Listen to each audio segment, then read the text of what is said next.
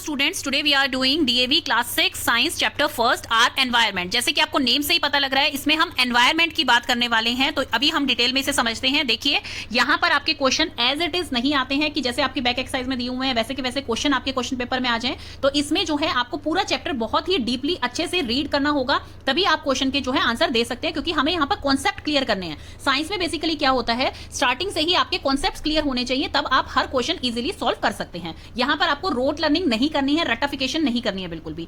We see a variety of plants and animals around us. हम अपने आसपास में बहुत सारे प्लांट्स देखते हैं, एनिमल्स को देखते हैं। दे मे बी सिमिलर और डिफरेंट, वो सेम भी हो सकते हैं और डिफरेंट भी होते हैं, depending upon the geographical and climatic condition. Means कि किसी के पैर अलग होते हैं, कोई हाइट में बहुत लंबा होता है, कोई छोटा होता है, कोई बहुत ही फैट होता है, कोई बहुत ही लीन होता है। तो वो किस वजह से होते हैं, वो उनके ज्योग्राफिकल एंड क्लाइमेटिक कंडीशन की वजह से होते हैं। ज्योग्राफिकल मींस कि वो किस जगह पर हैं, कहां प्रेजेंट है, कौन सा प्लेस है उनका। क्लाइमेटिक कंडीशन मींस कि उनकी क्लाइमेट कंडीशन कैसी है, मतलब कहीं पर रेन ज्यादा आ रही है, कहीं स्नो गिर रही है, कहीं जो है बहुत ज्यादा गर्मी हो रही है। तो उस कंडीशंस में वो डिपेंड करता है कि उनकी शेप स्ट्रक्चर कैसे होंगे। Living objects don't live in isolation. Living object जो है वो आइसोलेशन में नहीं रह सकते, मतलब कि अकेले नहीं रह सकते हैं, वो एक दूसरे के साथ इंटरेक्ट करते हैं। ये चीज आपने सोशल साइंस में भी पढ़ी है कि लिविंग जो पर्सन होते हैं वो क्या है, उनकी एक सोसाइटी होती है, कम्युनिटी होती है, नेबरहुड होता है, जो कि उनकी हेल्प करता है चीजों में। फॉर एग्जाम्पल के तौर पर देखिए स्टूडेंट्स, अगर आपको मेडिकल की नीड्स है तो आप हॉस्पिटल जाएंगे, अगर आपको एजुकेशन की नीड है आप स्कूल जा रहे हैं, अगर आप किसी जॉब पे जा रहे हैं अपने तो आप पर्टिकुलर फील्ड में जा रहे हैं। आपको किसी भी चीज की नीड होती है तो क्या है, हम एक दूसरे के ऊपर डिपेंडेंट। चीजें हमने सोशल साइंस में पढ़ी थी कम्युनिटी में, लेकिन अब यहाँ पर क्या है, यहाँ पर बात हो रही है कि लिविंग जो ऑब्जेक्ट्स हैं, मतलब जो ह्यूमन बींग्स हैं, एनिमल्स हैं, प्लांट्स हैं, वो सब क्या है, आइसोलेशन में नहीं रहते हैं। They interact with one another, वो एक दूसरे के साथ इंटरेक्ट करते हैं। And also with the non living surroundings. और ऐसा नहीं है सिर्फ वो लिविंग सराउंडिंग के साथ ही इंटरेक्ट कर रहे हैं, वो नॉन लिविंग सराउंडिंग के साथ भी इंटरेक्ट कर रहे हैं, और वो उनके जिंदा रहने के लिए जरूरी भी है। वो अभी हम डिटेल में पढ़ने वाले हैं। As a result both plants and animals get adapted to their surrounding. तो इसी वजह से वो प्लांट और एनिमल जो जिस सराउंडिंग में रहता है, मतलब जो जहां पर रहता है, जो जिसका हैबिटेट है, वो वहीं पर रहना जो है पसंद करता है।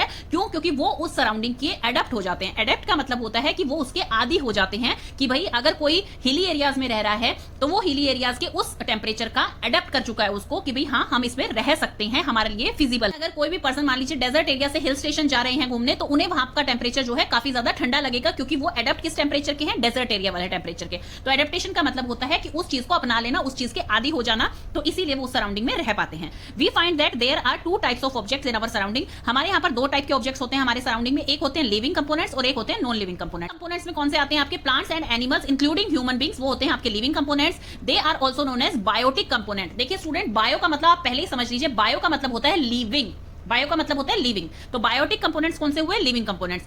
Water, soil, light, temperature etcetera are non living and also called as abiotic component. Both biotic and abiotic components taken together constitute our environment. तो अब सिर्फ ऐसा नहीं है कि हम लिविंग के बारे में पढ़ रहे हैं और वही हमारा एनवायरनमेंट बना रही है, नहीं, हमें air, water, soil, light, temperature की भी उतनी ही जरूरत है जितनी की लिविंग थिंग्स की हमें जरूरत है। तो इसीलिए ये दोनों आपस में जब मिलकर काम करते हैं उसे कहा जा रहा है आर एनवायरनमेंट। तो वो है हमारा एनवायरनमेंट, तो इसी को हम आर एनवायरनमेंट कह रहे हैं। तो अब फर्स्ट हम डिटेल में पढ़ते हैं बायोटिक एनवायरनमेंट। बायो का मतलब जैसे मैंने बताया लिविंग, तो बायोटिक का मतलब होता है लिविंग ऑर्गेनिज्म, जिसमें कि plant, animals including humans from the biotic component. Let us try to understand its different components one by one. इसके हम डिफरेंट कंपोनेंट्स अभी पढ़ते हैं और ऐसे ही हम अबायोटिक के पढ़ेंगे। मैं इसकी एक समरी भी आपको दूंगी लास्ट में 10 मिनट्स की, जिसमें कि पूरा चैप्टर आपका उसमें समराइज करके मैं आपको शेयर करूंगी। प्लांट्स क्या होते हैं, प्रोड्यूसर। प्लांट्स को प्रोड्यूसर किस लिए बोला जा रहा है, क्योंकि प्लांट्स पहले ग्रो करेंगे, उसी से हम अपना फूड लेते हैं। तो प्लांट क्या है, प्रोड्यूसर है, उन्हें हम उगाते हैं और उसी से हमें फूड मिलता है। We all know that plants like other organisms need food. Plants को भी फूड की जरूरत होती है, क्योंकि अगर कोई भी चीज ग्रो कर रही है तो इसका मतलब वो किसी ना किसी चीज पे तो फीड कर रही है, तभी तो वो ग्रो कर रही है। तो यहाँ पर क्या है, प्लांट्स को भी अदर ऑर्गेनिज्म की तरह फूड की जरूरत होती है। और ये चीज आप 5th क्लास में पढ़ चुके हैं कि प्लांट्स के अंदर कौन सा कलरिंग मैटर प्रेजेंट होता है, क्लोरोफिल पिगमेंट प्रेजेंट होता है, जिसके कारण की उसकी ग्रीन कलर की लीव्स होती हैं। The chlorophyll which present in the leaves absorb energy from the sunlight. अभी तक आपने अपनी क्लासेस में क्या पढ़ा है कि कार्बन डाइऑक्साइड एटमॉस्फेयर से प्लांट ले रहा है एंड वाटर जो है उसको रूट से एब्जॉर्ब कर रहा है प्लांट, और सनलाइट एंड क्लोरोफिल की प्रेजेंस में वो क्या करता है, अपना खाना बनाता है। ये पूरा डिटेल में आपकी रिएक्शन अभी तक लास्ट क्लासेस में नहीं आई थी, तो अब हम इसे स्टेप वाइज समझते हैं। क्लोरोफिल का मेन काम क्या होता है, इन प्रेजेंस ऑफ क्लोरोफिल क्यों लिखा है यहाँ पर, क्योंकि सनलाइट जो है, सनलाइट हर जगह एक जैसी गिर रही है, लेकिन क्लोरोफिल पिगमेंट क्या करता है, उस सनलाइट को ट्रैप कर लेता है अपने अंदर। ट्रैप करने का मतलब क्या है कि जो सनलाइट आपकी लीफ को मिल रही है और इसके अंदर जो पोर्स प्रेजेंट हैं जिन्हें कि हम स्टोमेटा कहते हैं, तो उनके अंदर क्या है, एटमॉस्फेयर से कार्बन डाइऑक्साइड आ रही है, एटमॉस्फेयर से कार्बन डाइऑक्साइड ले रहे हैं, एंड जो पोर्स प्रेजेंट है इन्हीं के अंदर जो है सनलाइट भी आ रही है। क्लोरोफिल पिगमेंट क्या करता है, जो उसके अंदर क्लोरोफिल प्रेजेंट है वो क्या करता है, उस सनलाइट को वहीं पे ट्रैप कर लेता है, मतलब कि वहीं पे रोक लेता है, बाहर नहीं निकलने देता है। तो मेनली क्लोरोफिल का काम यही होता है कि वो सन से एनर्जी वहां पर एब्जॉर्ब कर लेता है, तो उसी एनर्जी से ये रिएक्शन पॉसिबल हो पाती है। तो होप्स आपको ये समझ आ गया होगा कि क्लोरोफिल का यहाँ काम क्या होता है। कार्बन डाइऑक्साइड जो है वो एंटर करती है एटमॉस्फेयर से, यहाँ पर वाटर जो है रूट्स के थ्रू प्लांट एब्जॉर्ब करता है, जो कि सॉइल में हम वाटर देते हैं। हम ऐसा तो नहीं है ना कि ऊपर की तरफ पाइप करके और अपनी जो है लीव्स के अंदर वाटर दे रहे हैं, सिर्फ ऐसा नहीं है। हम सॉइल के अंदर वाटरिंग करते हैं प्लांट को, और फिर प्लांट क्या करता है, उसकी रूट्स धीरे धीरे वाटर के साथ साथ मिनरल्स जितने भी हैं वो सब उसके साथ एब्जॉर्ब करती हैं। तो यही यहाँ पर चीज लिखी हुई है कि क्लोरोफिल जो है वो किस चीज में हेल्प करता है, absorb energy from the sunlight. This energy is used to prepare food. For this, plants you also use carbon dioxide from the atmosphere. Carbon dioxide जो है वो एटमॉस्फेयर से ले रहे हैं, and water and minerals from the soil. Soil से water and mineral मिल रहा है। This process of preparing food by the plants is called photosynthesis. तो इस रिएक्शन को हम क्या कहते हैं, photosynthesis। ये जो प्रोसेस हो रहा है ये है photosynthesis, जिसके द्वारा प्लांट अपना खाना बना रहा है। तो ग्लूकोज क्या है, in the form of starch, वो उसके अंदर आपका स्टोर हो जाता है प्लांट्स के अंदर, और ऑक्सीजन जो है वो रिलीज कर देता है। जिन पोर्स से कार्बन डाइऑक्साइड वो ले रहा है उन्हीं पोर्स से वो ऑक्सीजन को आउट भी कर रहा है, जो कि हमारी ब्रीदिंग के लिए बहुत ज्यादा जरूरी है। तो अब ये आपको समझ आ गया कि प्लांट्स जो होते हैं प्रोड्यूसर होते हैं। Green plants which prepare their own food are called producer. जो ग्रीन प्लांट होते हैं जो कि अपना फूड खुद बनाते हैं उन्हें प्रोड्यूसर कहा जाता है, और ऑटोट्रॉफ्स कहा जाता है। ऑटो का मतलब होता है सेल्फ, जो अपना फूड सेल्फ खुद बना रहे हैं। नेक्स्ट आपके आते हैं एनिमल्स। तो यहां पर स्पेशली ये क्यों लिखा है कि ग्रीन प्लांट्स, ये आप आगे समझेंगे कि प्लांट्स में भी कई प्लांट्स ऐसे होते हैं जो अपना फूड खुद ना बनाकर दूसरे पे डिपेंडेंट होते हैं। नेक्स्ट है animals consumer. Animals can't prepare their own food. Animals अपना फूड खुद नहीं बना पाते हैं, they have to depend on plants for their food. वो प्लांट्स पे डिपेंड होते हैं अपने फूड के, तो उन्हें कहा जाता है कंज्यूमर्स। कंज्यूमर्स मतलब वो कंज्यूम कर रहे हैं, जैसे हम कंज्यूमर हैं, हम क्या है मार्केट से सामान लेके आते हैं, तो हम क्या है कंज्यूमर हैं, हम वो सामान को खरीद रहे हैं और यूज कर रहे हैं। तो यहाँ पर एनिमल्स को क्या कहा जा रहा है, कंज्यूमर, क्योंकि वो कहां से ले रहे हैं अपना फूड, वो ले रहे हैं प्लांट से। दे आर कॉल्ड कंज्यूमर्स और हेट्रोट्रोफ्स। हेट्रो का मतलब क्या होता है, होमो का मतलब होता है सेम, एंड हेट्रो का मतलब होता है डिफरेंट, अदर्स मतलब दूसरों पे डिपेंड है। तो हेट्रो यहाँ पर क्या है, अदर फूड। ऑटो का मीन्स होता है सेल्फ, तो यहाँ पर हेट्रो का मतलब है अदर, जो कि अपने फूड के लिए दूसरों पे डिपेंड है। तो ये कुछ एग्जाम्पल यहाँ पर दे रखे हैं। देन आते हैं herbivorous, carnivorous and omnivorous. Herbivorous जैसे कि आपको नेम से ही पता लग रहा है, हर्ब की जहां पर बात होगी जो कि डायरेक्टली डिपेंडेंट है प्लांट्स के ऊपर अपने खाने के लिए, उन्हें हर्बीवोरस कहा जा रहा है। मतलब कि ऐसे एनिमल्स जो सिर्फ प्लांट ईटर हैं उन्हें कहा जाता है हर्बीवोरस। जिसके एग्जांपल हैं डियर, कैटल, गोट, ये सब क्या है, हर्बीवोरस हैं, जो कि डायरेक्टली प्लांट्स को खाते हैं। कुछ एनिमल्स ऐसे होते हैं जो कि हर्बीवोरस को खाते हैं, मींस कि वो मांसाहारी हैं, वो खा तो मांस रहे हैं लेकिन वो इनडायरेक्टली किस पे डिपेंड है, प्लांट्स पे डिपेंड है। ये देखिए यहाँ पर क्या है, प्लांट्स प्रोड्यूसर हैं, प्लांट्स प्रोड्यूसर हैं, उसके बाद प्लांट्स को किसने कंज्यूम किया, हर्बीवोरस ने।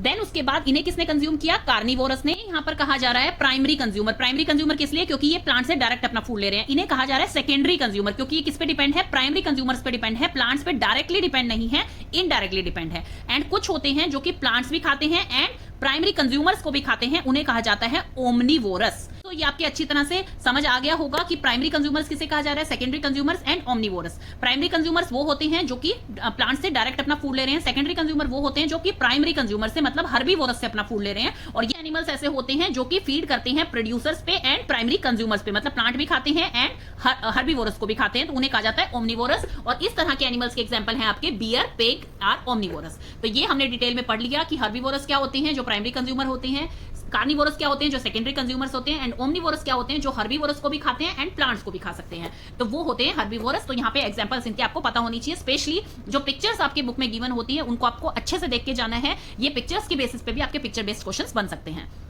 देन आ गया है माइक्रो ऑर्गेनिजम्स। अभी तक हमने पढ़ा प्लांट जो प्रोड्यूसर है, एनिमल्स जो कंज्यूमर है, एंड माइक्रो ऑर्गेनिज्म। ये टर्म आपके लिए इस क्लास में न्यू है। डीकंपोजर्स का मतलब क्या होता है, जो कि डीकंपोज करते हैं किसी चीज को, मतलब कि उसका ब्रेक डाउन करते हैं फर्दर। तो इसमें क्या है, in addition to producer and consumers there are some organisms which derive their food from dead and decaying plants and animals. अब देखिए कहीं पे भी कोई भी, अगर आप फॉरेस्ट है, फॉरेस्ट में क्या होता है, कोई भी अगर एनिमल वहां पे मर जाता है, बर्ड वहां पे मर जाती है, तो क्या होते हैं, कुछ तो ऐसे होते हैं जो कि उनको फीड कर लेते हैं, उनके मांस को खा लेते हैं, जैसे ईगल हो गई, वल्चर हो गया। बट जो रिमेन्स वहां बचे रह जाते हैं वो भी तो बहुत ज्यादा स्मेली होते हैं, तो वो कैसे फिनिश होते हैं वहां पर, वो डीकंपोजर्स उसे फिनिश कर देते हैं। पे मेन दो टर्म्स हैं आपके लिए, एक है डीकंपोजर्स एंड एक है स्क्वेंजर्स। सबसे पहले हम देखते हैं स्क्वेंजर्स होते क्या हैं। स्क्वेंजर्स हैं आपके एग्जांपल जैकल्स हो गया, क्रो हो गया, वल्चर एंड काइट। सबसे फर्स्ट जो इनमें दोनों में डिफरेंस है वो ये है कि स्क्वेंजर्स का काम आपके विजिबल होता है, मतलब वो जब डेड एनिमल्स को खा रहे होते हैं तो वो विजिबल है, आप उसे देख सकते हैं। लेकिन डीकंपोजर्स मतलब माइक्रो ऑर्गेनिजम्स जब उस पर फीड कर रहे होते हैं डेड एंड डिकेइंग प्लांट्स पे, वो आपके लिए विजिबल नहीं होता, इसीलिए उन्हें माइक्रो ऑर्गेनिज्म कहा जाता है, मतलब माइक्रोस्कोप के थ्रू ही आप उन्हें देख सकते हैं। फर्स्ट डिफरेंस ये हो गया आपका।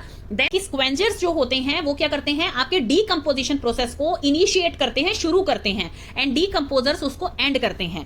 स्क्वेंजर्स जो होते हैं, जैसे कि एग्जांपल के तौर पे आप देखिए कि कोई भी डेड एनिमल है, बर्ड है, जब वो आपके फॉरेस्ट के अंदर होता है तो स्क्वेंजर्स क्या करते हैं, जैसे क्रो, जैकल, वल्चर, वो क्या करते हैं, उसके पूरे जो मांस होता है उसके ऊपर जो रिमेन्स होते हैं उसको खा लेते हैं। तो वो क्या करते हैं, एनवायरमेंट को क्लीन करने में हेल्प कर रहे हैं, तो वो इनिशिएट कर रहे हैं डीकंपोजिशन प्रोसेस को। लेकिन डीकंपोजर्स क्या कर रहे हैं, जब उसका भी रिमेन बच जाता है, पहले मेन तो इन्होंने खा लिया, देन उसके बाद जो रिमेन्स बच जाते हैं उसमें भी क्या है, बहुत ज्यादा स्मेल होती है, एंड उसमें डीकंपोजर्स जो हैं उनको ईट करके और फिर उससे क्या करते हैं, वो मिनरल प्रोड्यूस करते हैं, मतलब कि न्यूट्रिएंट वैल्यू देते हैं उसको। ये कोई न्यूट्रिएंट वैल्यू उसे नहीं प्रोवाइड करते हैं, डीकंपोजर्स उसे प्रोवाइड करते हैं। चार डिफरेंस मैंने आपको बता दिए हैं। फर्स्ट तो आपकी इनकी दोनों की डेफिनेशन आ जाएगी, सेकंड इन दोनों के एग्जांपल्स आपके आ जाएंगे, थर्ड है कि ये इनिशिएट करता है डीकंपोजिशन प्रोसेस को और ये उसको एंड करता है डीकंपोजिशन प्रोसेस को। ये जो है इसमें कोई न्यूट्रिएंट्स जो है उसमें कन्वर्ट नहीं करता, मतलब ब्रेकडाउन नहीं करता उस डेड बॉडी की, लेकिन यहां पर क्या है, उस डेड एंड डिकेइंग प्लांट और एनिमल से ये क्या करते हैं, उसको कन्वर्ट कर रहे हैं मिनरल्स में, मतलब न्यूट्रिएंट वैल्यू दे रहे हैं उसे। इनमें डिफरेंस थे यहां पर। देन उसके बाद है कि जब डीकंपोजर्स क्या करते हैं, जैसे कोई भी रिमेन्स बचे हुए होते हैं प्लांट्स के नीचे, या कोई एनिमल मरा हुआ है या कोई बर्ड है वहां पर, तो डीकंपोजर्स उसे क्या करते हैं, अच्छे से फिनिश करते हैं, क्लीन करते हैं। इन्होंने क्लीन कर दिया एनवायरमेंट, क्योंकि उसकी बॉडी को ये क्या करते हैं, ईट कर लेते हैं। लेकिन जो रिमेन्स बच जाते हैं उस पर क्या है, डीकंपोजर्स काम करते हैं और फिर उसको कन्वर्ट कर देते हैं किसमें, मिनरल्स में कन्वर्ट कर देते हैं। दोबारा से वो सोइल के साथ मिलता है और सोइल के साथ मिलने के बाद वो क्या करता है, सोइल को और ज्यादा फर्टाइल बनाता है और प्लांट की ग्रोथ में हेल्प करता है। मतलब जो डेड एनिमल्स और डेड प्लांट्स थे वो किस चीज में हेल्प कर रहे हैं, दोबारा से ये प्रोसेस चलता रहता है, इसीलिए इसको रिसाइकलिंग ऑफ मिनरल्स कहा गया है। यहाँ पर आ गया है मिनरल साइकिल, ये वही है रिसाइकलिंग ऑफ मिनरल्स। तो इसमें हम अच्छे से समझते हैं, ये आपके लास्ट इसका शायद टॉपिक है आपके चैप्टर का। डेड प्लांट्स एंड एनिमल्स, जो डेड प्लांट्स एंड एनिमल्स हैं, स्क्वेंजर्स उन्हें खाते हैं, एंड डीकंपोजर्स जो रिमेन्स बचे हुए होते हैं उन पे फीड करते हैं। तो डीकंपोजर्स यहाँ पर फीड कर रहे हैं। स्क्वेंजर्स का नाम यहाँ पर इसलिए नहीं है क्योंकि वो कोई भी न्यूट्रिएंट्स में उसे कन्वर्ट नहीं कर रहे हैं, किसी मिनरल में उन्हें कन्वर्ट नहीं कर रहे हैं, उनका काम है सिर्फ उन पे फीड करना और फिर वो उसके बाद उनका कोई काम नहीं होता है उस पे, वो एनवायरमेंट को क्लीन कर रहे हैं। देन डीकंपोजर्स क्या कर रहे हैं, डीकंपोजर्स उन पे फीड करके उसको मिनरल में कन्वर्ट कर रहे हैं। जब वो मिनरल बन जाएगा, मिनरल बनने के बाद कई बार आपने देखा होगा ना, पेड़ के नीचे कुछ बहुत ही ज्यादा ब्लैक ब्लैक सा आपको दिखाई देता है, उसे हमस बोला जाता है। तो वो मिनरल में कन्वर्ट कर रहे हैं उसे और फिर वो सॉइल में दोबारा से मिक्स हो रहे हैं। मिनरल सॉइल में मिक्स होने से वो क्या करेंगे, सॉइल की फर्टिलिटी इंक्रीज करेंगे और आपकी प्लांट की ग्रोथ में हेल्प करेंगे। तो प्लांट अच्छे से ग्रो होंगे। प्लांट पे कौन फीड कर रहा है, एनिमल फीड कर रहे हैं। फिर एनिमल्स दोबारा से डेड हो रहे हैं, प्लांट्स डेड हो रहे हैं, तो दोबारा से साइकिल चल रही है। एंड एनिमल्स ड्रॉपिंग, जो एनिमल की पोटी होती है, एनिमल की ड्रॉपिंग होती है, उस पर भी जो है माइक्रोब्स फीड करते हैं और उसको भी मिनरल में कन्वर्ट करते हैं। तो ये साइकिल आपकी चलती रहती है, इसीलिए इसको मिनरल साइकिल बोला गया है। तो होप सो इसमें आपको क्या समझ आया है कि इसमें रिलेशनशिप दिखाया गया है किसका, बायोटिक का और अबायोटिक कंपोनेंट्स का। जो हमारे एनवायरमेंट में अबायोटिक कंपोनेंट कौन से हैं, जैसे कि सॉइल हो गया है, एंड बायोटिक कंपोनेंट्स कौन से हैं, जैसे कि एनिमल्स हो गए हैं, प्लांट्स हो गए हैं। तो ये एक दूसरे पर इंटरडिपेंडेंट हैं। तो यही चीज इसमें बताई जा रही है कि relationship between abiotic and biotic. The abiotic substance supply nutrients to the producer. जो अबायोटिक है मतलब कि सॉइल है, वो क्या दे रही है, न्यूट्रिएंट दे रही है प्लांट को ग्रो करने के लिए। Both producers and consumers after their death, जब प्रोड्यूसर और कंज्यूमर आफ्टर देयर डेथ वो किस में कन्वर्ट हो रहे हैं, दोबारा से सिंपलर सब्सटेंस में कन्वर्ट हो रहे हैं। और कौन कर रहा है, डीकंपोजर कर रहे हैं उन्हें। फिर दोबारा से यही साइकिल चलती रहती है कि वो मिनरल्स जो है दोबारा से सॉइल में जाते हैं, एयर एंड वाटर के साथ ऐड होते हैं, एंड फिर वो प्रोड्यूसर को प्रोड्यूस करते हैं, उनकी ग्रोथ में हेल्प करते हैं, और इसी तरह से ये साइकिल चलती रहती है। तो इसे कहा जाता है mineral cycle. Now back to our topic. अभी हमने डीकंपोजर्स एंड आपके स्क्वेंजर्स अच्छे से पढ़ लिए हैं। Fungi and bacteria are the organisms that help in decomposition. Fungi और बैक्टीरिया इसके एग्जांपल हैं जो कि डीकंपोजिशन में हेल्प करते हैं। ये इतने छोटे होते हैं कि आप इसे नेकेड आई से नहीं देख सकते हैं, इसीलिए इनको माइक्रो ऑर्गेनिज्म कहा जाता है। माइक्रो का मतलब है जो चीज आप इतनी टाइनी है कि आप उसे माइक्रोस्कोप के थ्रू ही देख सकते हैं। डू यू नो में आपका आ गया है, if dead organisms are not decompose. अगर डेड ऑर्गेनिज्म डीकंपोज नहीं होंगे तो उनका नंबर इतना ज्यादा इंक्रीज हो जाएगा और कोई स्पेस नहीं बचेगा लिविंग ऑर्गेनिज्म के लिए। तो अब देखिए कितने ज्यादा इंपॉर्टेंट है डीकंपोजर भी। जैसे कि आपको बताया है कि स्क्वेंजर क्या करते हैं, एनवायरमेंट को क्लीन करते हैं, बट ये कोई न्यूट्रिएंट्स में उसे कन्वर्ट नहीं करते हैं। तो अब यहाँ पर यही बताया जा रहा है, अगर फॉरेस्ट में, जैसे आप यहाँ पर तो जो जिस सोसाइटी में आप रहते हैं वहां पर तो क्या है, आप कॉल करके बुला सकते हैं कि यहाँ पे कोई डॉग मरा हुआ है या फिर कोई बर्ड मरा हुआ है, तो उसे उठवा सकते हैं कि भाई आप यहाँ पे बहुत ज्यादा स्मेल फैल रही है। बट जो फॉरेस्ट एरिया होता है जहां पर कि कोई इसको कवर अच्छे से नहीं कर पाता है, तो वहां पर क्या होता है, ये धीरे धीरे डिकम्पोज हो जाते हैं, और अगर ये डिकम्पोज नहीं होंगे तो इनकी संख्या इतनी ज्यादा बढ़ जाएगी कि लिविंग ऑर्गेनिज्म को रहने के लिए जगह ही नहीं मिलेगी। Some bacteria present in air, water and soil can cause various disease। और कुछ बैक्टीरिया ऐसे होते हैं, ऐसा नहीं है कि सभी बैक्टीरिया जो हैं वो हेल्पफुल है कि भाई वो डिकम्पोजिशन में हेल्प कर रहे हैं, एनवायरमेंट की हेल्प कर रहे हैं। कुछ बैक्टीरिया ऐसे भी होते हैं जो क्या करते हैं, बहुत तरह के डिजीज फैलाते हैं, और ये आप क्लास 5 में भी पढ़ चुके हैं। अब नेक्स्ट एक्टिविटी आपकी आ गई है, जो कि आपकी फर्स्ट एक्टिविटी है इस चैप्टर में, वो आपके इसी के ऊपर डिपेंडेंट है जितना कि अभी तक हमने पढ़ा है, कि आप पर 3 ग्रुप्स बना रखे हैं, आपको अकॉर्डिंगली इनको इसके ग्रुप के अंदर लिस्ट करना है। जैसे कि डियर जो है वो हर्बीवोरस है, giraffe, elephant, panda, kangaroos and rhinoceros ये हर्बीवोरस हैं। कार्निवोरस कौन से हैं, लेपर्ड हो गया, लायन हो गया, क्रोकोडाइल, चीता एंड टाइगर। ओमनिवोरस कौन है, बियर, चिंपैंजी एंड फॉक्स, ये ओमनिवोरस है, मतलब ये डायरेक्टली प्लांट को भी खाते हैं, एंड हर्बीवोरस एनिमल्स को भी खा सकते हैं, तो ये होते हैं ओमनिवोरस। नेक्स्ट आपकी आ गई है activity 2, take some pieces of a newspaper, कुछ न्यूज़पेपर के पीसेज लीजिए, क्लॉथ के लीजिए, प्लास्टिक बैग के लीजिए, bury these in the soil, इन सबको सॉइल के अंदर आप दबा दीजिए। After 1 month dig up the soil, फिर आप जो है 1 महीने के बाद उस सॉइल को दोबारा से खोदिए, डिग कीजिए, and check for these 3 things, और इन 3 थिंग्स के को चेक कीजिए कि कौन सी थिंग जो है वो आपको वहां पर विजिबल है, या कौन सी जो है वो डिकम्पोज हो चुकी है। What do you observe? आप क्या ऑब्जर्व करते हैं कि प्लास्टिक बैग जो है वो एज इट इज है, उसमें कोई चेंज नहीं आया, सेम कंडीशन में जैसा आपने डाला था वैसा का वैसा आपको मिल गया है। पेपर एंड क्लॉथ बैग जो है वो चेंज होने स्टार्ट हो गए हैं और पार्शियली डिकम्पोज भी होना स्टार्ट हो गया है। तो ऐसा डिफरेंस इनके अंदर क्यों हो रहा है, ये डिफरेंस किस लिए देखने को मिल रहा है, this is due to the difference in the action of decomposers on them, क्योंकि डिकम्पोजर्स का एक्शन उन सब पे अलग अलग होता है। और ये चीजें तो बच्चों आप बहुत पहले से पढ़ते आ रहे हैं कि प्लास्टिक जो है वो नॉन बायोडिग्रेडेबल मटेरियल होता है। We observe that paper and cloth जो है वो बायोडिग्रेडेबल मेथड है। मैंने आपको बायो का मतलब पहले ही बता दिया, लिविंग मतलब है लिविंग ऑर्गेनिजम्स, डिग्रेडेबल का मतलब है decomposable. These are materials which can be broken down into simpler substances by micro organism, उन्हें कहा जाता है बायोडिग्रेडेबल, जिसके एग्जांपल है paper and cloth. Plastic is non biodegradable, मतलब वो नॉन लिविंग है, मतलब डिकम्पोज नहीं हो सकता। It can't be broken down into simpler substance, ये सिंपलर सब्सटेंस में ब्रोकन डाउन नहीं हो सकता बाय किसी भी माइक्रो ऑर्गेनिज्म के थ्रू। दी एनवायरमेंट एडवर्सली, मतलब जो कि प्लास्टिक और ऐसे मटेरियल्स हैं जो कि हमारे एनवायरमेंट को खराब कर रहे हैं, their accumulation in the sewerage system leads to blocking of drains in our cities. तो इनकी एक्यूमुलेशन मतलब इकट्ठा हो जाना एक जगह पर, अगर हमारे सीवरेज सिस्टम में ये इकट्ठे हो जाते हैं तो क्या करते हैं, ड्रेन्स जो नालियां वगैरह हैं उनको ब्लॉक कर देते हैं हमारी सिटीज में।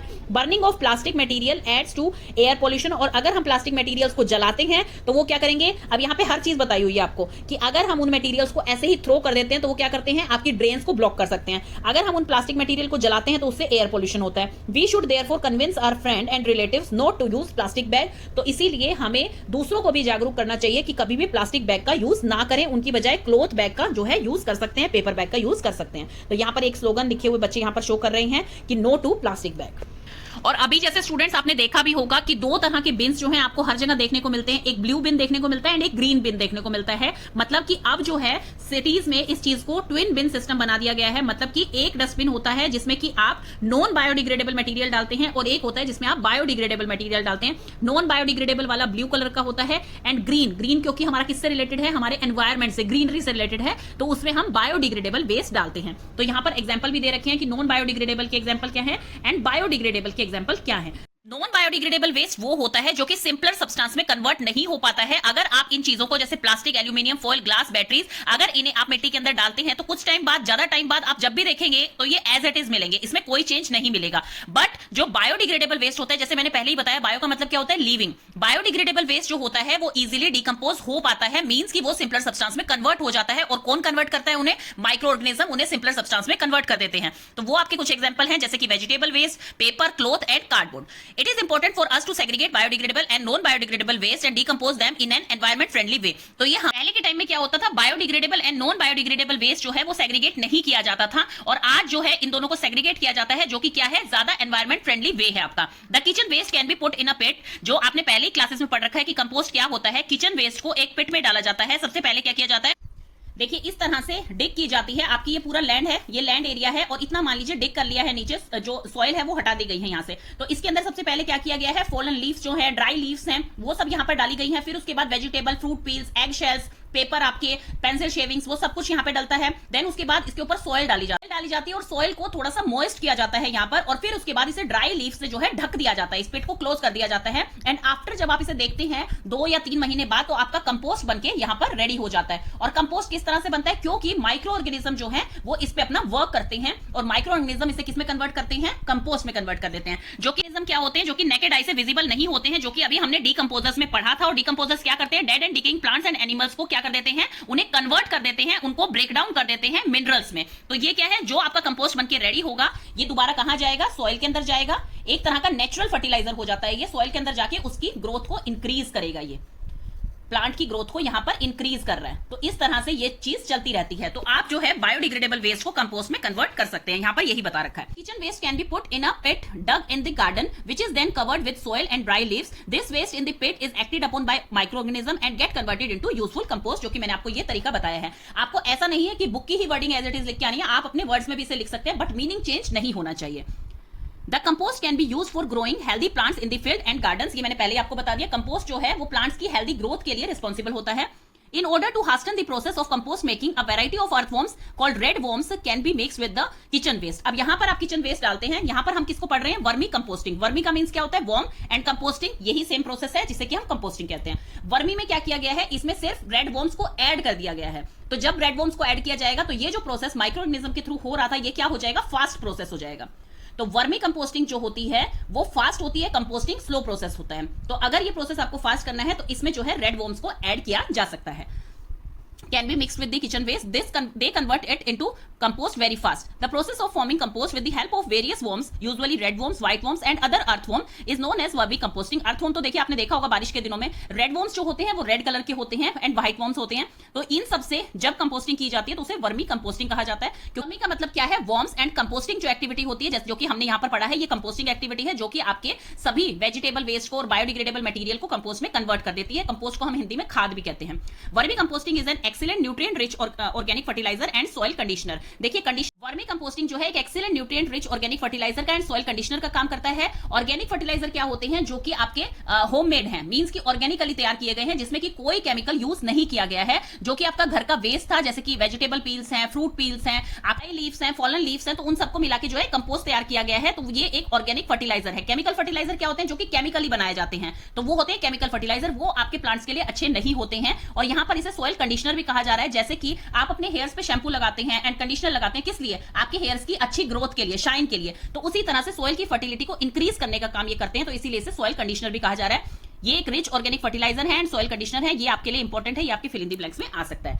देन है आपकी एक्टिविटी थर्ड, यहाँ पर कुछ आपको कैटेगरीज दी गई हैं, इसको नेम फिल करने हैं इन कॉलम्स में। जैसे फर्स्ट है रिसाइकल्ड। क्या क्या चीजें रिसाइकल्ड हो सकती है, रिसाइकल मींस कि आप उनको जो है अगर वो खराब हो गई हैं तो क्या उन्हें रिसाइकल करके नया बनाया जा सकता है। पेपर्स हैं, प्लास्टिक बोटल्स हैं, ब्रोकन ग्लासेस हैं, कार्डबोर्ड हैं एंड टिन एंड कैंस हैं। रीयूज, जो चीज रीयूज हो सकती है, जैसे कि ग्लास जार है, आपने अगर यूज किया, अब आप किसी और चीज के लिए उसे यूज कर सकते हैं। कोई सामान उसमें आया था आपका और अब आपको कुछ और सामान डाल के उसमें रखना है, तो इसे रीयूज किया जा सकता है। ओल्ड क्लॉथ से आप बैग बना सकते हैं, प्लास्टिक से आप क्राफ्ट बना सकते हैं, शू बॉक्स से आप ऑर्गेनाइजर्स बना सकते हैं, ओल्ड टॉवल से आप क्लीनिंग के लिए, घर में मोपिंग के लिए उसे यूज कर सकते हैं। कंपोस्टेड मींस कि जो जिससे कंपोस्ट बनाया जा सके, जो आपके फ्रूट पील्स होते हैं, वेजिटेबल पील्स होती हैं, ड्राई लीव्स हैं, टी लीव्स हैं, एग शेल्स हैं, वो सबसे आप कंपोस्ट बना सकते हैं। नेक्स्ट आपका आता है अबायोटिक। अभी तक हमने बायोटिक पढ़ा मींस लिविंग, ये आ गया है नॉन लिविंग। अबायोटिक का मींस है non living. Include physical conditions and non living material that affect the growth, maintenance and reproduction of living components. अब यहां पर क्या पढ़ रहे हैं, उनका इंटरेक्शन पढ़ा जा रहा है कि लिविंग कंपोनेंट्स को कितनी जरूरत होती है अबायोटिक कंपोनेंट्स की। देखिए जैसे हमने प्लांट्स में तो देख ही लिया है कि सॉइल वाटर के बिना जो है वो ग्रो नहीं कर सकते हैं प्लांट्स आपके, तो वो क्या है, वो नॉन लिविंग थिंग्स हैं। जैसे सॉइल है, वाटर है, टेम्परेचर है, ये सब क्या है, नॉन लिविंग थिंग्स है। And can interact with each other, और ये एक दूसरे के साथ इंटरेक्ट करते हैं, किसके लिए, अपने रिप्रोडक्शन के लिए, अपनी ग्रोथ के लिए, मेंटेनेंस के लिए। Water, air, light, temperature, soil and rocks are all examples of non living और abiotic component. These non living components from the physical और abiotic environment in nature, let us study in detail. सबसे पहले आ गया, first आ गया है water. Water जो है बहुत ही एसेंशियल है सर्वाइवल के लिए और ग्रोथ के लिए, हमारे जिंदा रहने के लिए और हमारी ग्रोथ के लिए वाटर बहुत रिस्पॉन्सिबल है, चाहे ह्यूमन बींग्स हैं, एनिमल्स हैं एंड प्लांट्स हैं। It is needed and use for drinking, bathing and cooking. ये ड्रिंकिंग में, बाथिंग में एंड कुकिंग में काफी सारे इसके यूजेस होते हैं, वो आप प्रीवियस क्लासेस में पढ़ चुके हैं। Animals and plants can't survive without water. Animals और प्लांट्स जो है वो वाटर के बिना सर्वाइव नहीं कर सकते हैं। It is use for irrigation of crop. Irrigation क्या होती है, सिंचाई करना, मतलब क्रॉप्स में जब तक आप पानी नहीं देंगे करेंगे तब तक वो ग्रो नहीं करेंगी। Humans and other animals need water for different activities of their life. Human और अदर एनिमल्स जो हैं वो और भी बहुत सारी एक्टिविटीज होती है जिसके लिए वाटर का यूज करते हैं। Try to think and list, आप इसकी एक लिस्ट बनाइए कि किन किन एक्टिविटीज में वाटर का यूज होता है। अब आ गया है रेन वाटर हार्वेस्टिंग। तो ये पूरा मैं आपको बिल्कुल इजी वे में समझाती हूँ। रेन वाटर हार्वेस्टिंग क्या होता है? रेन वाटर को इकट्ठा करना, कलेक्ट करना। किस लिए कलेक्ट करना? क्योंकि अगर रेन वाटर को आप कलेक्ट नहीं करेंगे तो वो क्या होगा, वो ड्रेन्स में चला जाएगा। क्यों? सीमेंटेड रोड होती है आपकी, सीमेंटेड फर्श होते हैं, तो वो क्या करता है, वो ड्रेन्स में चला जाता है सीधा। अगर रेन वाटर को आप इकट्ठा करेंगे, हार्वेस्ट करेंगे, तो उससे बेनिफिट क्या है कि वो आपके लिए रेडीली अवेलेबल है, आप उसे तुरंत जो है अपनी चीजों के लिए यूज कर सकते हैं। अब यहाँ पे क्या बता रखा है, रेन वाटर हार्वेस्टिंग जो है वो रेन वाटर कलेक्ट करने के लिए बहुत ही अच्छा मेथड है। Rain water can be stored above the ground. Rain water above the ground store हो सकता है, अंडरग्राउंड स्टोर किया जा सकता है, एंड देन यूज लेटर, और उसे आप बाद में यूज कर सकते हैं। This happen naturally in open rural areas. जो रूरल एरियाज होते हैं वहां पर जो है ये नेचुरली जो है कलेक्ट किया जाता है। लेकिन जो कंजेस्टेड मेट्रोपॉलिटन सिटीज है जैसे कि दिल्ली एनसीआर हो गया, मुंबई हो गया है, तो जो मेट्रोपॉलिटन सिटी है वहां पर स्पेस पहले ही कम है, बहुत सारे फ्लैट्स बन गए हैं, तो वहां पर क्या किया जाता है, वहां पे रूफटॉप रेन वाटर हार्वेस्टिंग की जाती है। रूफटॉप मींस कि सबसे ऊपर जो रूफ होती है, छत होती है, उसके ऊपर जो है वहां पर रेन वाटर हार्वेस्टिंग की जाती है। यहाँ पर क्या बताया जा रहा है, इसका पूरे का समरी क्या है कि जो आपके रूरल एरियाज होते हैं वहां पर क्या है, मिट्टी का बना हुआ होता है सब कुछ, वहां पर रोड नहीं बने हैं कंक्रीट के, तो वहां पर क्या होगा, रेन वाटर क्या करेगा, पेड़ इतने सारे होते हैं वहां पर, तो ट्रीज जो होते हैं वो नेचुरल एब्जॉर्बर होते हैं, तो वो क्या करेगा, आपके ग्राउंड वाटर को रिप्लेनिश करेगा, मतलब ग्राउंड वाटर को इंक्रीज करता रहेगा। जो रेन वाटर है वो धीरे धीरे नीचे चला जाएगा। लेकिन मेट्रोपॉलिटन सिटीज में क्या होता है, सब कुछ जो है रोड यहाँ पे कंक्रीट के बने हुए हैं, हर चीज है, तो रेन वाटर, तो यहाँ पर रेन वाटर जो है एब्जॉर्ब होगा, तो रेन वाटर ड्रेन्स में चला जाएगा। तो इसीलिए रूफ टॉप पे, मतलब कि छत पे जो है रेन वाटर को कलेक्ट किया जा सकता है, और जो भी पाइप सिस्टम यहां पर लगे हुए हैं उसके थ्रू आप इसको यूज कर सकते हैं। Through pipes, this water can be transferred to tanks, pits and small wells. Since the water is very likely to get impure, देखिए रेन जो होती है वो नेचुरल सोर्स होती है वाटर की, बट रेन जब तक नीचे आती है तो वो इतनी सारी एसिड्स है, क्योंकि हमारे एयर में बहुत ज्यादा पॉल्यूशन है, हमारी फैक्ट्रीज की वजह से और चीजों की वजह से, जो हमारी ही एक्टिविटीज हैं ह्यूमंस की, तो उसकी वजह से क्या है, पॉल्यूशन है हमारी एयर में। तो जब रेन उसके साथ मिक्स होती है तो रेन वाटर अपना जो है वो इम्प्योर हो जाता है। अदरवाइज तो रेन जो है नेचुरल सोर्स है, बिल्कुल जो है फ्रेश आती है वो, लेकिन वो इन चीजों से मिलकर क्या हो जाती है, इम्प्योर हो जाती है। तो इसीलिए उसको फिल्टर करके ही आप यूज पाएंगे। फिल्ट्रेशन एंड प्यूरिफिकेशन के बाद ही आप उसे हाउस होल्ड पर्पसेस में यूज कर पाएंगे। Rain water harvesting can supplement the requirement of water in cities and raise the sub soil water level. Sub soil water level मतलब कि आपका अंडरग्राउंड वाटर का लेवल वो इंक्रीज करती हैं। This can help in maintaining and increasing greenery in urban areas. तो ये जो है रिस्पॉन्सिबल होती है किस चीज के लिए, अर्बन एरियाज में ग्रीनरी बनाए रखने के लिए। अब यहां पर नीचे यही बता रखा है कि if rain water is not collected, तो वो क्या होगा, वो ड्रेन्स में चला जाएगा और आपको इमीडिएट यूज के लिए नहीं मिलेगा। क्यों? क्योंकि वो धीरे धीरे रिवर्स एंड लेक्स में जाता जाएगा। रिवर्स एंड लेक्स, यस, उनमें फ्रेश वाटर होता है, बट वो इतना रेडीली अवेलेबल नहीं होता। अगर आप रेन वाटर की हार्वेस्टिंग करेंगे तो वो आपके लिए रेडीली अवेलेबल होगा। Rain water that falls on the road, ये मैंने बता दिया आपको कि कंक्रीट पे गिरता है तो वो सीधा ड्रेन्स में चला जाता है। रेन वाटर जो कि अनट्रीटेड ग्राउंड पे गिरता है, मतलब कि जहां पर मिट्टी है, पेड़ लगे हुए हैं, तो ग्राउंड उसे क्या करता है, सीप कर लेता है, नीचे एब्जॉर्ब कर लेता है, जिससे कि ग्राउंड वाटर रिचार्ज हो जाता है, मतलब कि वो इंक्रीज होने लग जाता है ground water. Innovative water collection method need to be used in different areas to collect and use rain water. तो अब ऐसे ऐसे कुछ वाटर कलेक्शन मेथड्स यूज किए जाने चाहिए जो अर्बन एरियाज होते हैं उसमें, ताकि रेन वाटर का यूज किया जा सके। अब यहां पर एक एक्टिविटी दे रखी है कि एक पोस्टर बनाना है आपको, harvest water to harness life. Next आ गई है एयर। एयर में जो आपको पता ही है कि हमारे एटमॉस्फेयर के अंदर एयर प्रेजेंट है, उसके अंदर काफी सारी गैसेस प्रेजेंट है, जैसे कि ऑक्सीजन, नाइट्रोजन, कार्बन डाइऑक्साइड। ये आप लास्ट क्लासेस में पढ़ चुके हैं। सबसे अबंडेंट जो गैस मिलती है वो नाइट्रोजन है, आफ्टर दैट ऑक्सीजन है, एंड 1% जो है उसमें काफी सारी गैसेस आ जाती हैं, including carbon dioxide. Plants and animals जो हैं वो ऑक्सीजन को यूज करते हैं रेस्पिरेशन के लिए। देखिए सभी लिविंग ऑर्गेनिज्म जो है वो रेस्पिरेशन के लिए किसको यूज कर रहे हैं, ऑक्सीजन को यूज कर रहे हैं। इस चीज को आप ध्यान से समझिए, क्योंकि ऐसा नहीं है कि प्लांट सिर्फ फोटोसिंथेसिस करते हैं और कार्बन डाइऑक्साइड को लेते हैं वो और ऑक्सीजन को रिलीज करते हैं। वो सिर्फ डे टाइम में होता है, सनलाइट की प्रेजेंस में होता है वो, बट नाइट टाइम में जो है प्लांट्स भी हमारी तरह ही ब्रीथ करते हैं, मींस की ऑक्सीजन लेते हैं एंड कार्बन डाइऑक्साइड रिलीज करते हैं। तो इसलिए जितने भी लिविंग ऑर्गेनिज्म होते हैं उन सबको ऑक्सीजन की रिक्वायरमेंट होती है रेस्पिरेशन के लिए। Besides oxygen, nitrogen and carbon dioxide, small amounts of other gases, bacteria and viruses and dust are also present in air. तो इसके साथ साथ बैक्टीरिया, वायरस एंड डस्ट भी प्रेजेंट होती है एयर के अंदर। Clean air is essential for our health as it provides the oxygen that is necessary to sustain life. Clean air जो है हमारी हेल्थ के लिए बहुत ज्यादा इंपॉर्टेंट है। क्यों? क्योंकि वो हमें ऑक्सीजन प्रोवाइड करती है, जिसकी वजह से हम सांस ले पाते हैं, हम सर्वाइव कर पाते हैं। सस्टेन का मतलब होता है लाइफ लॉन्ग, मतलब कि कोई चीज चलती रहे उसे सस्टेन कहा जाता है। देन आता है लाइट। से आता है light. Natural light is provided to us. Natural light हमें कौन प्रोवाइड कर रहा है? सन प्रोवाइड कर रहा है during the day, and moon जो है वो ड्यूरिंग द नाइट। मून जो है आपको सबको पता है कि मून नॉन ल्यूमिनेंट है और सन जो है वो ल्यूमिनियस है, मतलब सन की खुद की लाइट होती है, बट मून जो है वो सिर्फ सन की लाइट को रिफ्लेक्ट कर रहा है रात में। Hence sun is the ultimate source of natural light. तो इसीलिए हम कह सकते हैं कि सन जो है वो ultimate source है natural light का. The natural light is used by plants to grow and prepare their food. Life on earth is dependent on sunlight. Plant use sunlight and prepare their own food by photosynthesis. ये हम बार-बार पढ़ चुके हैं कि photosynthesis में sunlight की presence में ही photosynthesis possible है. ये हमने ऊपर भी पढ़ा है यहाँ पर और पीछे भी देखा था. तो फोटोसिंथेसिस क्या होता है? प्लांट्स जब अपना फूड खुद बनाते हैं उस प्रोसेस को फोटोसिंथेसिस कहा जाता है और वो सिर्फ सनलाइट की प्रेजेंस में ही पॉसिबल है. Light penetrate into the forest as well as into water bodies. Aquatic plants use sunlight for photosynthesis. Aquatic plants जो हैं वो भी सनलाइट को यूज करते हैं फोटोसिंथेसिस प्रोसेस के लिए. एक्वेटिक प्लांट्स कौन से होते हैं? जो कि वाटर में ग्रो करते हैं. Just like the other plant, जैसे कि अदर प्लांट्स हैं उसी तरह से एक्वेटिक प्लांट्स को भी सनलाइट नीडेड है. However the amount of light reaching these plants decreases with the increase in the depth of water. जो जितना गहराई में वाटर होगा, अब जैसे वाटर है यहाँ पर, जो जितना गहराई में ग्रो करेगा वाटर उसको सनलाइट उतनी ही कम मिल पाएगी क्योंकि इतना पेनिट्रेट करके उसे आना पड़ेगा. और जो जितना अबव होगा, ग्राउंड लेवल के पास होगा, उसको सनलाइट उतनी ही ज्यादा मिल पाएगी. तो यही चीज यहाँ पर बताई गई है कि the amount of light reaching these plants decreases with the increase in the depth of water. That is why very few plants are able to survive in deep water. तो इसीलिए बहुत कम जो प्लांट्स होते हैं वो सर्वाइव कर पाते हैं डीप वाटर में.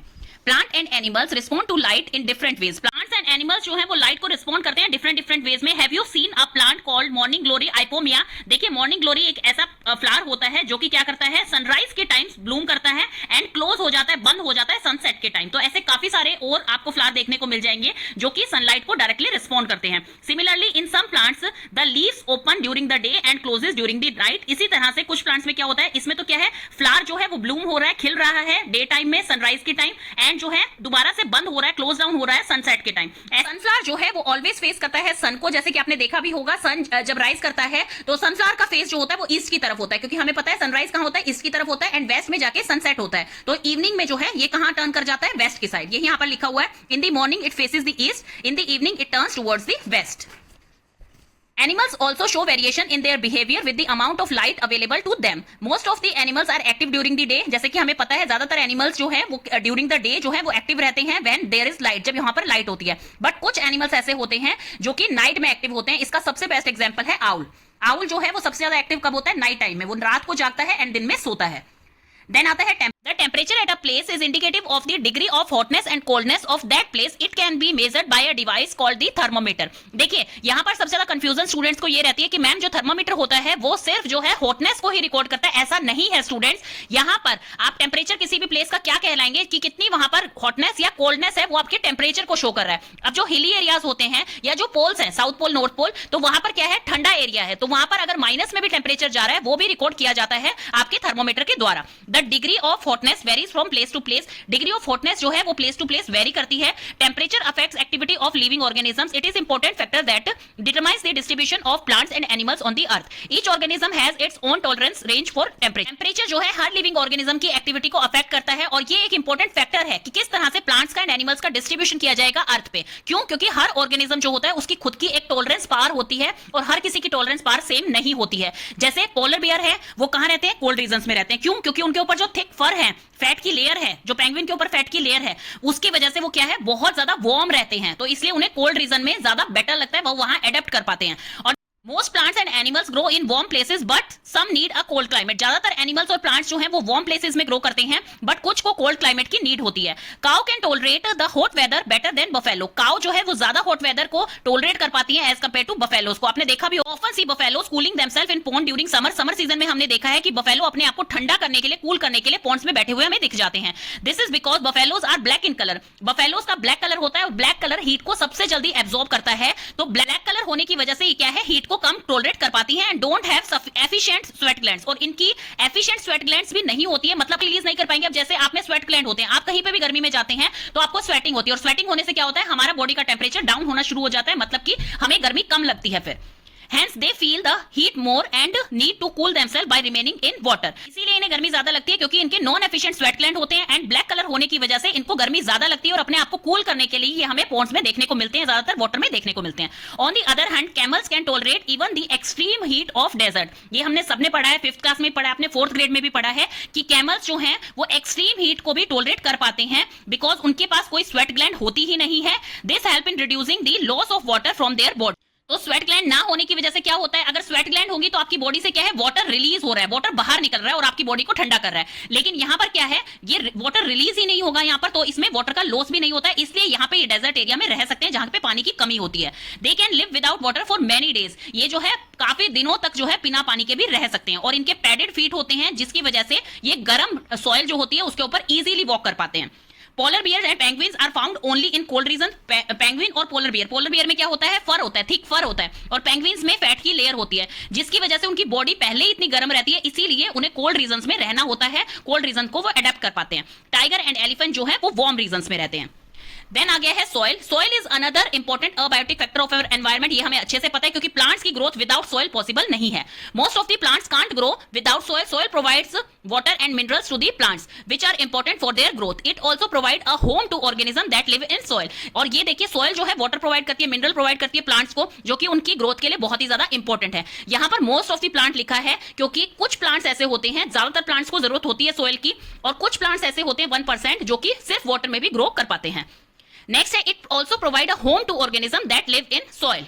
ऑर्गेनिज्म ऐसे होते हैं जो कि सॉइल में ही रहते हैं, इसलिए कहा गया है it also provide a home to organism. तो सॉइल भी एक बहुत इंपॉर्टेंट फैक्टर है। तो अभी तक हमने अबायोटिक के कौन कौन से फैक्टर पढ़े हैं यहाँ पर। सबसे फर्स्ट है वाटर, जिसमें हमें रेन वाटर हार्वेस्टिंग अच्छे से करनी है। देन है एयर, देन है लाइट आपकी, after that temperature and soil. Next आ गया है action in the environment, means कि ये एक दूसरे पर कैसे इंटरडिपेंडेंट है, वो हम इस टॉपिक में पढ़ने वाले हैं। Plant and animals are interdependent in their food relationship. Plants और एनिमल्स जो है वो इंटरडिपेंडेंट है अपने फूड रिलेशनशिप के लिए। मैंने आपको पहले ही बता दिया है कि एनिमल्स अपना फूड कहां से लेते हैं, प्लांट्स से। प्लांट्स अपना फूड खुद बनाते हैं। कुछ एनिमल्स ऐसे होते हैं जो डायरेक्टली प्लांट्स पर डिपेंडेंट होते हैं, जिन्हें हम हर्बीवोरस कहते हैं। कुछ एनिमल्स ऐसे होते हैं जो कि एनिमल्स को ही खाते हैं, उन्हें कार्निवोरस कहते हैं। और कुछ एनिमल्स ऐसे होते हैं जो प्लांट्स को भी खाते हैं और हर्बीवोरस को भी खाते हैं, उन्हें हम ओमनीवोरस कहते हैं।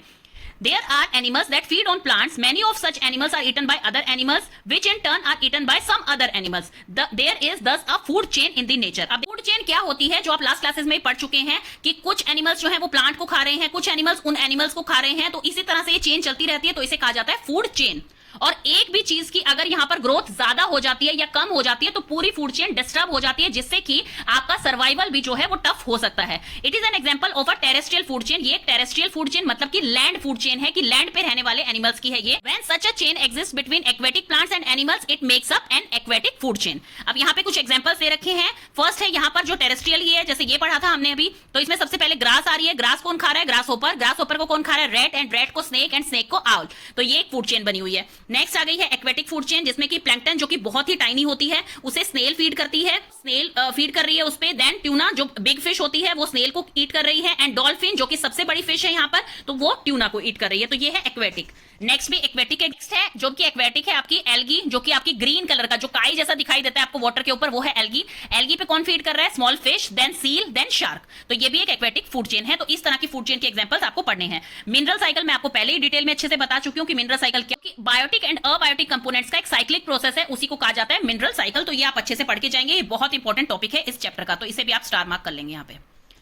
देन उसके बाद आ गया है कि आपका nature tries to maintain a balance between oxygen and carbon dioxide. तो कार्बन डाइऑक्साइड एंड ऑक्सीजन में एक बैलेंस बना के चलता है नेचर, उसी को हम इसमें डिटेल में पढ़ रहे हैं। देखिए सबसे पहले जो आपके नेचर में प्रेजेंट है वो क्या है, ऑक्सीजन है, और दूसरा प्लांट से हमें मिल रहा है। क्यों, प्लांट्स जो है आपको कार्बन डाइऑक्साइड जो है वो कंज्यूम कर रहे हैं एंड फोटोसिंथेसिस प्रोसेस से ऑक्सीजन रिलीज कर रहे हैं। तो प्लांट से हमें क्या मिल रहा है, ऑक्सीजन, एंड दूसरा हमारी एयर में भी प्रेजेंट है ऑक्सीजन, वहां से भी हमें मिल रहा है। हम रेस्पिरेट करते हैं, रेस्पिरेट करके हम क्या एक्सेल कर रहे हैं, कार्बन डाइऑक्साइड को एक्सेल कर रहे हैं, दोबारा से ये प्रोसेस चलता रहता है। एंड ऑक्सीजन जो है वो किस चीज में काम आती है, बर्निंग और कंबशन में भी। कोई चीज अगर आपको जलानी है विदाउट ऑक्सीजन वो चीज जल नहीं सकती है, और जलने से अगर कोई भी चीज आप जला रहे हैं, पत्ते जला रहे हैं, कोई कागज जला रहे हैं, तो उससे क्या प्रोड्यूस हो रहा है, कार्बन डाइऑक्साइड प्रोड्यूस हो रही है नेचर में, और उसको खत्म कंज्यूम कौन कर रहा है, प्लांट्स उसको कंज्यूम कर रहे हैं through the process of photosynthesis. तो ये साइक्लिक वे आपका चलता रहता है।